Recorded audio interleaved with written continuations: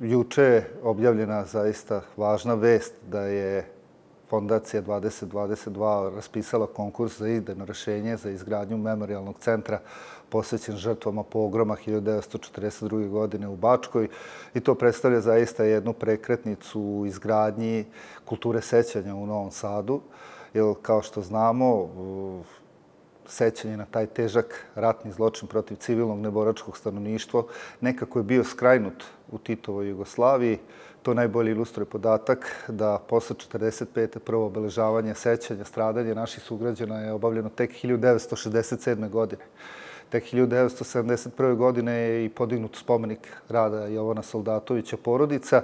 na kom je pisalo dugo vremena samo žrtvama fašizma.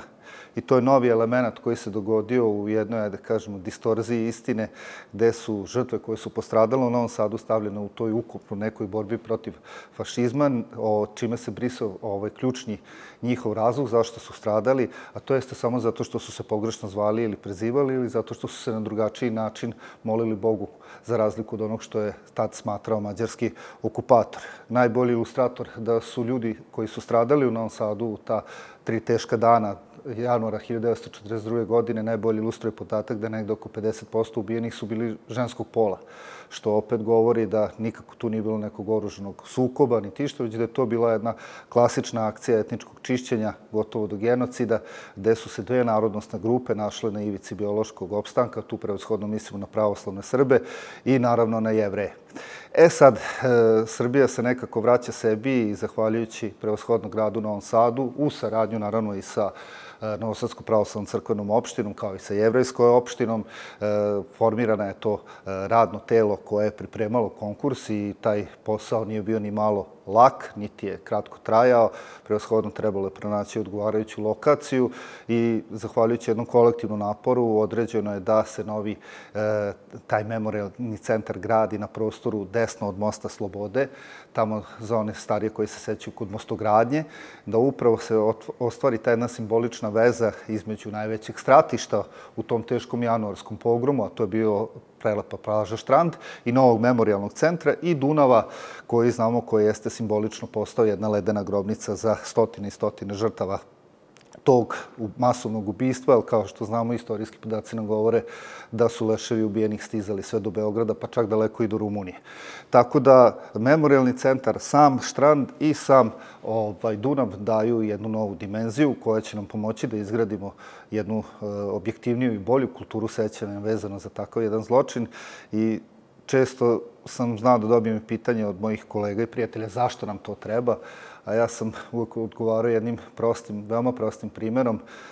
Leti, kada bismo prošli pored keja žrtava Racije i da se nalazi spomenik Porodica, videli bismo da se to mesto pretvara, nažalost, u jedan kafić na otvorenom, na jedno mesto za veliku žurku, što najbolje govori da brojni Novosađani ili ljudi koji dolaze u Novi Sad zaista ne znaju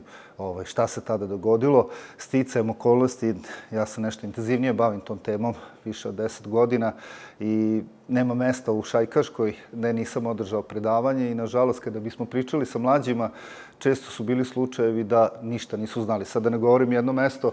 jedan veroučitelj je napravio anketu među osmacima i pitao ih da li nešto znaju, a u tom mestu jeste bila izvršen taj pogrom, odnosno Racija, nijedan učenik nije znao šta se dogodilo. Što najbolje govori da je više nego opravdano što je uradio grad Novi Sad i gradonačelnik Vučević, što su podneli inicijativu za uvođenje u nastavni plan i program lekciju koja bi govorila o stradanju civilnog stanovništva u Bačkoj tokom okupacije, a sa druge strane opet naglašava i potrebu da se izgradi jedan ovakav memorijalni centar. Sad, osnovna zamisao memorijalnog centra jeste da on ima stalnu